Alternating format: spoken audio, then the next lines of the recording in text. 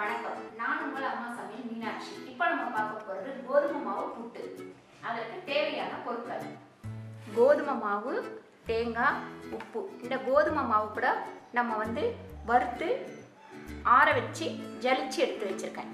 நான் மைதா ஏற்கனவே போன வீடியோவில் உங்களுக்கு மைதா எப்படி வறுக்கிறதுன்னு சொல்லி கொடுத்தேன். அதே பக்குவத்தில் தான் இந்த கோதுமை மாவையும் வறுக்கணும். இப்போ நம்ம அடுப்பை பற்ற வச்சு இதை காஞ்சிட்டு இருக்கட்டும். அடுத்த அடுப்பை பற்ற வச்சு தண்ணி எடுத்து சூடு பண்ணணும். கோதுமை மாவை இதில் கொட்டிடலாம். கொட்டிட்டு ஒரு அரை ஸ்பூன், 1/4 ஸ்பூன் நான் சர்க்கரை போட்டுருக்கேன்.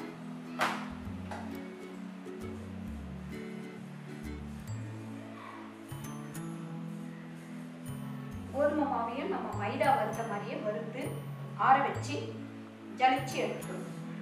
ஏன்னா ஜலிக்கலைன்னா அதில் கட்டி கட்டியாக இருக்கும். அதை நம்ம பிணையும் போது அந்த கட்டி அப்படியே நிற்கும்.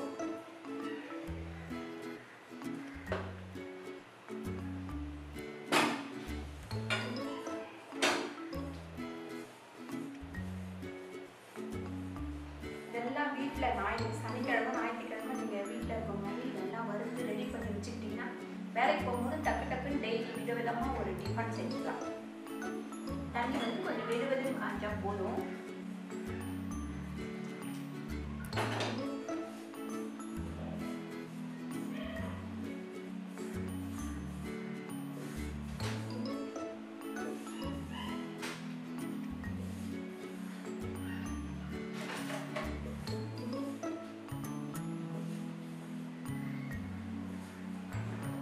எப்பவுமே புட்டுக்கு தண்ணி ஊற்றி பிணையும் போது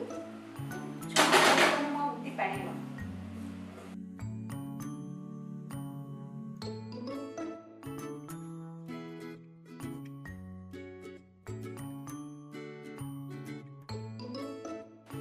இதெல்லாம் சுகர், பிபி இவங்கெல்லாம் உள்ளவங்க இந்த மாதிரி ஆவி கட்டின சாப்பாடை சாப்பிட்டா ரொம்ப நல்லது.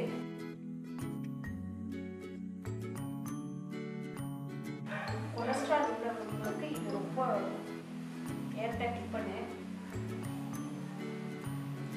தேங்காய் வேணாலும் தேங்காய் யூஸ் பண்ணாம கூட பண்ணலாம்.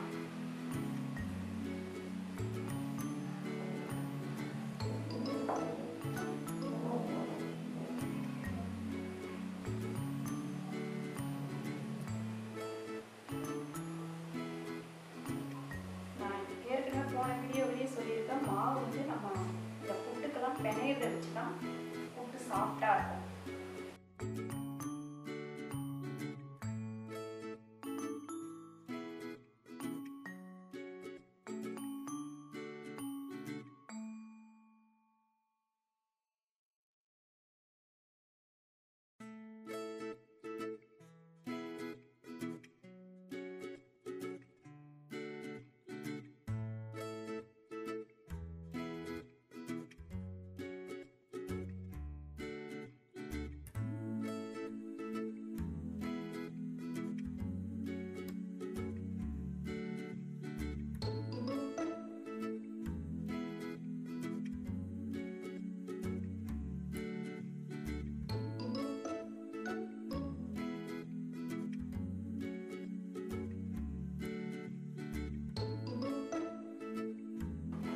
இப்போ நான் ஏற்கனவே சொன்ன மாதிரி தான் ஃபஸ்ட்டு தேங்காவை போட்டுட்டு அதுக்கப்புறம் மாவு போடணும்.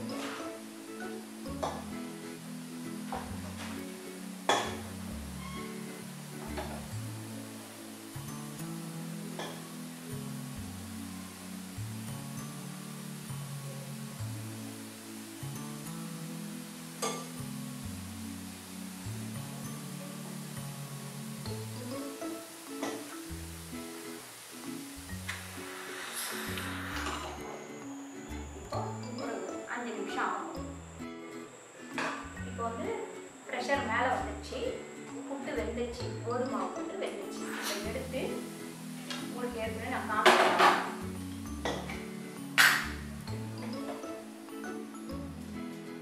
உள்ள இந்த வடக்கம்பியை வச்சு இப்படி புட்டுனீங்கன்னா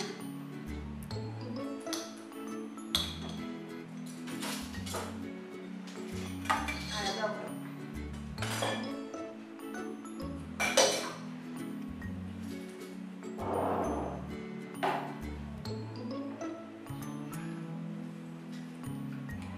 கோதுமை மாவு புட்டு ரெடி ஆயிடுச்சு.